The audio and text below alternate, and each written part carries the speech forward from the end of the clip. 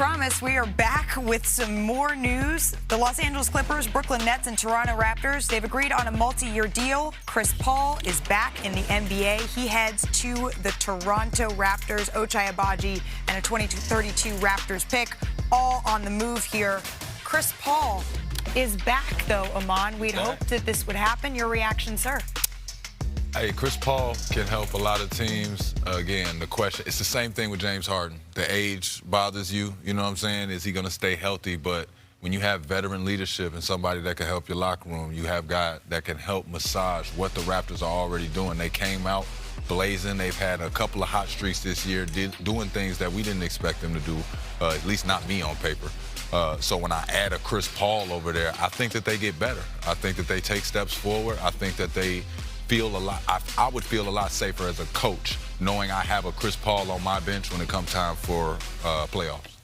So happy for Chris Paul that he's going to be back in the league. I'm going to wait and see. There's more moving pieces happening here. I mean, Brooklyn, I expect to be involved in multiple deals over the next 24 hours. I want to see where everything falls here before I see how this would actually work.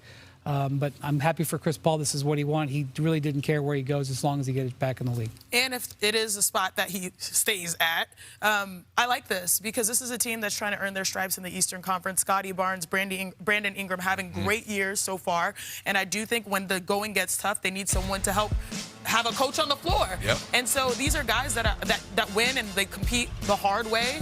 They built their own identity. They've turned around and they've exceeded expectations. And I think Chris will add so much institutional knowledge to this new version of the Toronto Raptors. And I want to add a small wrinkle. They have all season now made it to where Chris Paul is the scapegoat. He's the problem. Clearly, there's something else going on behind the scenes. So now you get a fresh-minded Chris Paul. He's coming out of this situation. And competitive, like we're going to prove some people. You've been holding him back. I want to see what he does. He's a competitor. Yeah, absolutely. And it's a great thing that Chris Paul is back in the NBA. All right, we got some games tonight. Still, we're bopping all over the place here. Happy February. It is Black History Month, and it is also the NBA trade deadline rapidly approaching. We're back here with our senior NBA insider, Shams Charania. And Shams, you just broke that Chris Paul has been moved to the Raptors, but actually, wait, not so fast. Where is actually he headed, and what does this mean for the point guard? Malika, 3-team trade here, but this is really just a salary tax type of deal. It's between the Brooklyn Nets, Toronto Raptors, and the Los Angeles Clippers. Chris Paul being the biggest name player in that. He's going to Toronto. That allows the Clippers to save $7 million in luxury tax, create a roster spot. Toronto will not have Chris Paul report. Chris Paul will never step foot in a game with the Raptors. They are expected to either trade or waive him by tomorrow or after the deadline. And for the Brooklyn Nets in all of this, they get Ochai Agbaji, the former first-round draft pick, and he's going to go with a 2032 Raptors second-rounder to Brooklyn. They're also getting $3.5 million in salary. So for the Nets, this is just about taking on a player with an additional asset, and the Raptors also fully get out of the luxury tax. So a full-on salary tax deal. Chris Paul will not be playing for Toronto. Okay, so this is a full-on salary deal. I think a lot of people are wondering, does this mean Chris Paul is going to be back in the league, or is it too soon to know right now, Shams? It will not be for Toronto, and I think when I talk to teams around the league, his NBA future obviously very much up in the air. It's not certain whether he's going to play again in the NBA as of right now. Okay, thank you very much for that clarification. I want to get some other... Seconds ago, Ashley and Brad were arguing about the Clippers and the trade with James Harden and Darius Garland. The question is, what is next for the Clippers, specifically when it comes to that guy right there, Kawhi Leonard, who has dealt with multiple star players getting traded away from the Clippers. Are the Clippers now looking at potentially a soft rebuild? Will they go younger? Let's welcome back in Ashley and Brad. Cue it again. Pick back up the arguments. How do we feel about the Clippers after this Harden trade? Where they stand now? Where they go from here? I don't think they could be happier. I mean, I don't know what they're going to do subsequently. Let's all try to remember in the background of this is this Kawhi investigation, and like the ruling could come down. Oh, who cares? He said he planted some trees. He didn't plant them. So what? Well, whatever. I don't know if I care, but whatever the league high comes school down with community it. service sheet of paper. Do tell. And said I was like donating blood and stuff that I didn't. I just needed the community service hours. It was what it was. Did you get $48 million for it or whatever you got? I wish.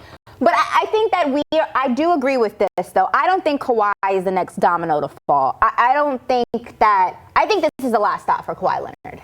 I don't foresee the Clippers trading him. I also don't think his trade value is as high as it once was, just because if he's of a particular age, the injury history, all that stuff like that. But I also think, much like I think about the Kyrie situation in Dallas, I think even if the Clippers are going to go younger, which I do think that they're ultimately trying to do, I think all these teams of a particular pedigree with particular players on their roster are going to try to figure out a way to go younger.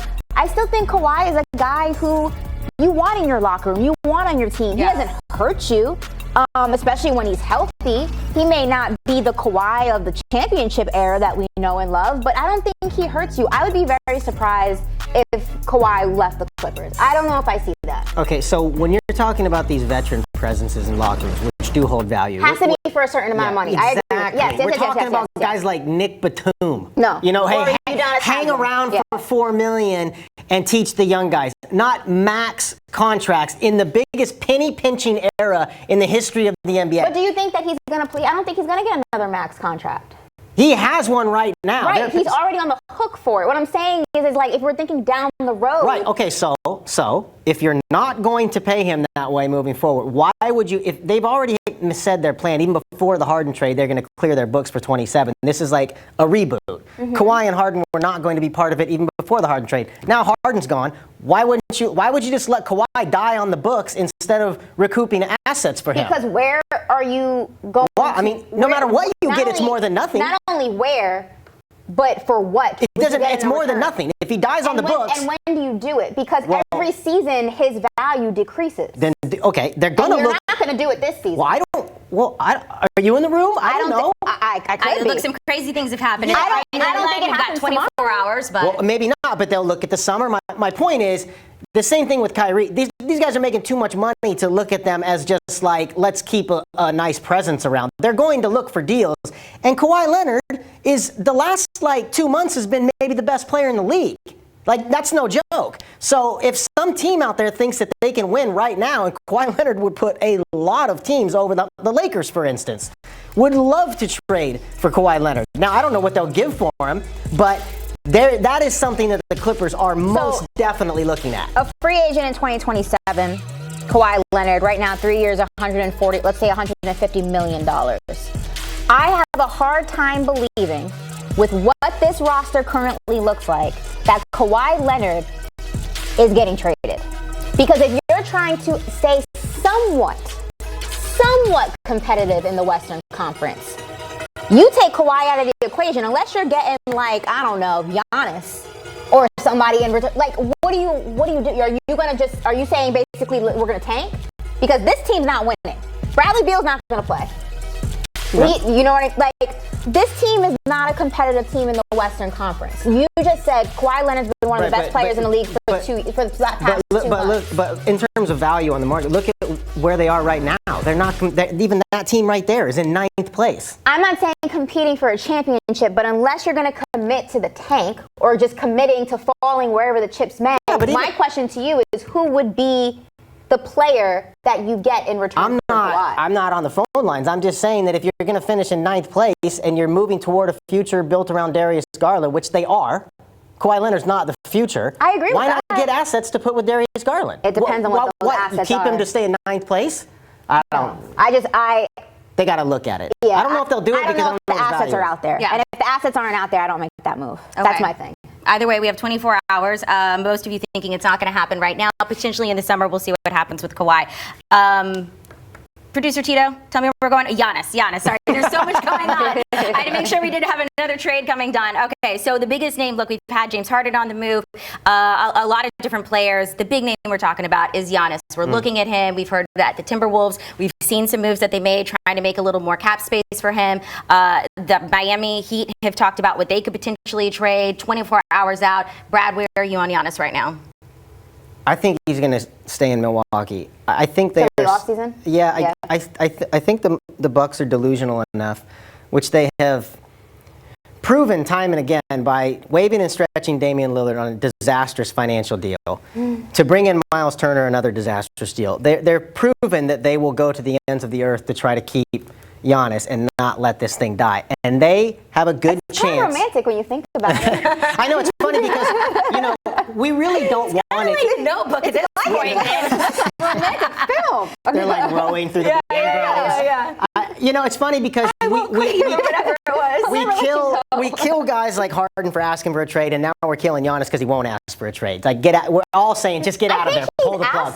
No, he refuses to. He doesn't want to be the bad guy. He refused. If he went in and said trade me, but because he won't give that explicit order, the Bucks are hanging on to false hope. It's like when you won't break up with someone, they hang on to false hope, and they keep trying to make themselves more attractive to you. And the Bucks think that they can go out and become more attractive to Giannis this offseason when they could very easily end up with a top 5 pick in a stacked draft, and then they can say to Giannis, well, look, we can take that top 5 pick and we can go out and trade for said superstar and pair you with somebody else. This is a lot of work to fix a marriage. This is a lot of work to fix a marriage. The Bucks are desperate, but people do it if you give them hope. It also just appears Giannis has one foot in, one foot out. You know, like there are the reports that he's unhappy and he wants out and he's given all he can to the franchise. And then there's, you know, quotes that come out yesterday where he's like, I want to retire Milwaukee Bucks. He's, at the end of the day, Giannis He's giving them hope. You know. That's the point. He's giving them hope. He's dangling couples therapy in front of them to just prolong. They'll have more suitors in the summer. For sure. And because a lot of things open up for teams roster-wise in the summer. They'll have more suitors. Maybe a couple teams like the Rockets or the Spurs or the Pistons flame out in the playoffs and put a more desperate offer on the table in the summer.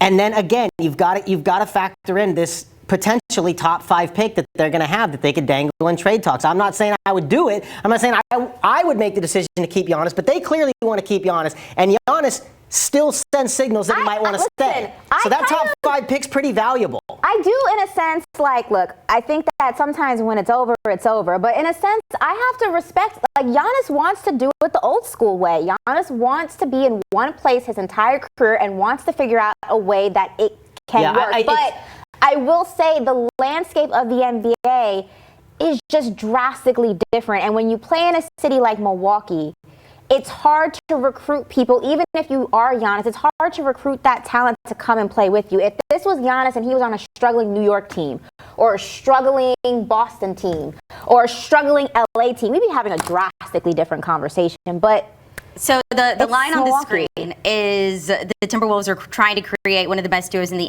NBA. That would be Giannis and Anthony Edwards. Now we're talking. Yeah, so you like the sound of that if you are the Timberwolves. And then, I mean, I guess the question is, how do you make it happen? They they're making some room. We can go through that. I mean, but the only way they could make it happen is they'd have to start trading guys that they have on their current roster to get draft picks to then reroute to Milwaukee. Jaden McDaniels would be first and foremost. Nas Reed. Yeah, so you try to get somewhere between 2 and 4 picks for those guys and then reroute them to Milwaukee. And so, those are a lot of moving parts to happen in the next 36 hours. And so, or 24 hours. Which we don't know what's happening behind the scenes. No, they're all trying. Rest assured, the one thing we know is they're all trying. But I also think the real question is what path does Giannis want? Does he want to be in the West or does he want to be in the East? Because that also changes things. Now, granted, you're going to have to face one of the conferences at some point or another, but his path to the finals or back to the finals. That's what the Bucks are going to sell him. The path to the finals. We can go trade this. We can go. No, that's unfortunately a huge part of the conversation. Yeah. No question about it. They have an easier path. You don't have to go mess with the West. It's also the Supermax, though. When you're Giannis, you either get it now. Oh, don't give that to him. No, but I'm saying you either wait 6 months if you get traded after the deadline. It's true. It's true. That changes. The timeline changes. There's a few juggling balls in the air here. So give me a percentage chance. We're 24 hours away. That he gets traded? Honest that he gets traded? Because it seems like you guys are hitting pretty low I think chances, it's like 10%. 20%. Whoa, that low? Yeah, he's staying. I would say like at least 30. No, Okay. he's staying. Yeah. What team do you think he's going to go to? I think if it happens at the deadline, we're looking at Golden State. We're looking at now he's happy. Now he's like, you know what? They should trade Giannis. We're looking at Golden State, Minnesota, or Miami if it happens at the deadline. I'll tell you what, Golden State has the best package right now, but that's reason to not do it because it's a limited offer.